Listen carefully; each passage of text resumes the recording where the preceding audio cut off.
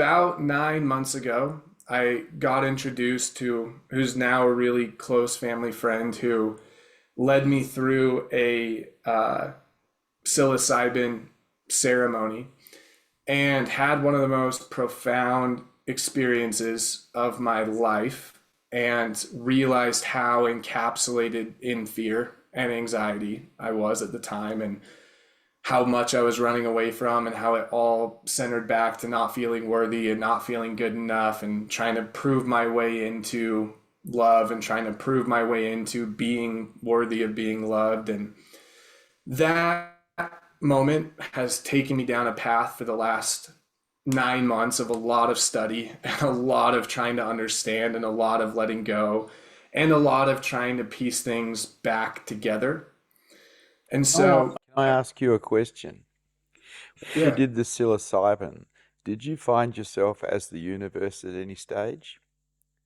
yes, I was watching myself enshrouded in darkness, but I wasn't with my body when I was watching myself.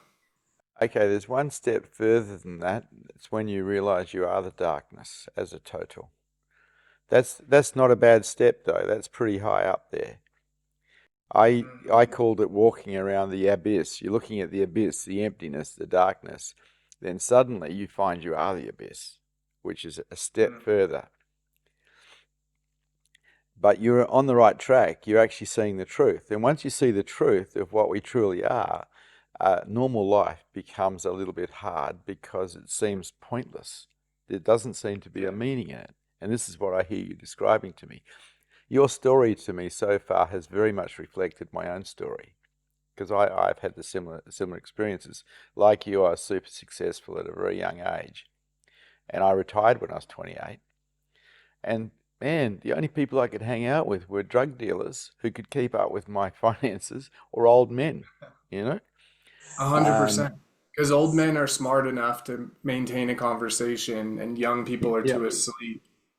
yeah. And so yeah, it's a weird place to be in. Mm. And so the step forward is to work out how to get back to that space where you know yourself as everything, or at least you know yourself as the darkness.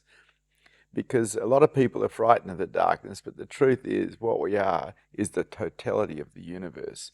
And when you look at it, it's darkness or emptiness. But when you're experiencing yourself as it, you're not looking at it, you are every point in the universe.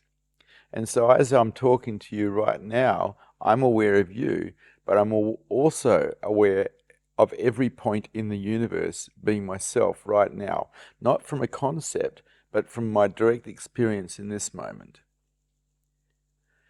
This is a continual satori that's been going now for 25 years. And this is where you're headed if you want. It's absolute freedom. I'm not attached to anything. I can't be. That's not possible. I'm absolutely free. Hmm. This is what spirituality is really about, finding this space as self continuously. It's commonly called enlightenment. Hmm. You got a leg up through psilocybin. You got a glimpse. But the glimpse is actually an invitation to do the work. It's an invitation to come home. Hmm. The collection of knowledge is the booby prize because it doesn't help. I know you've been collecting knowledge, but it doesn't actually help. Because what we're looking for is beyond the mind, not within the mind. The mind can support what is found, but it can't actually create it. And so the emptiness is already there. The pure awareness that is aware of your mind is already there. It's just that it's not aware of itself. It's aware of your mind and through your senses the world. In my mind, there's awareness aware of the mind also, but there's also awareness aware of itself, and it's continuously aware of itself, and that's enlightenment. Hmm. It's not that an individual can become enlightened. As a matter of fact, when enlightenment occurs, the I disappears. Hmm. There's a noticeable absence of it, which is really quite a relief because without an I, you don't have any problems, really. Yeah. So you're headed, absolutely headed in the right direction. The next steps are difficult because what the mind has to learn to do without psilocybin is actually surrender unconditionally to that space. And that's the most difficult thing in the world to learn because we're not programmed for surrender. We're programmed for survival. Our whole mind, our whole body is a survival mechanism.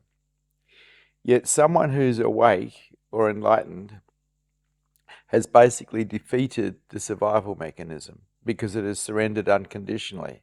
And that's a death. It's a death of the thing that's in the way, the problem. It's called I. The I is the problem. And so you're on the right track completely. Right track, sorry, completely. It's just difficult.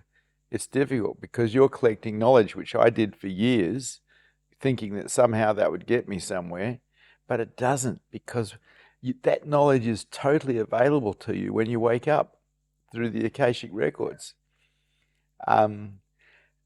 It's all there if I want to access it. I don't have an interest in it, fortunately, because my mind likes to do nothing. Yeah.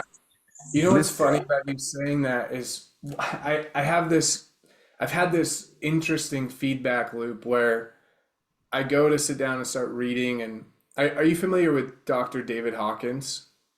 yes, I've really loved his work. It's helped me understand a lot of things, especially about the escalation of consciousness and especially at the beginning of my journey. But I keep having this feedback loop where I'll go read a book and then I'm like, okay, I know all these things now, but it doesn't change the here and now. Well, let me go try and learn something else to see if that will change the here and now, yet it doesn't change the here and that's now. right. Absolutely. And it just Yep, absolutely. This might blow you away, but the definition of enlightenment is knowing yourself as everything continuously, but not from an I perspective. Now, that is God. To know yourself as every particle in the universe, you're knowing yourself as God, because that definition of God is every particle in the universe. mm-hmm. That's blasphemy. And a couple of 100 years ago, it would have got burnt by the Christian church for saying that. Mm-hmm. While people danced around celebrating. But but that's the experience. And the reason that's not that common in the West is because of Christianity. Anyone who started to find themselves, as you started to find yourselves and started to talk about it, would probably get persecuted, possibly executed. And so in the West, for the last 2,000 years, Christianity has kept awakening, if you like, out of the question. Mm-hmm. Um, Because I so can't control an awakened person. yeah, so we had to look towards. I had to look towards the East, India actually, to look for where people actually talked about the experiences I was having. Mm-hmm. Because it's just unknown in the West.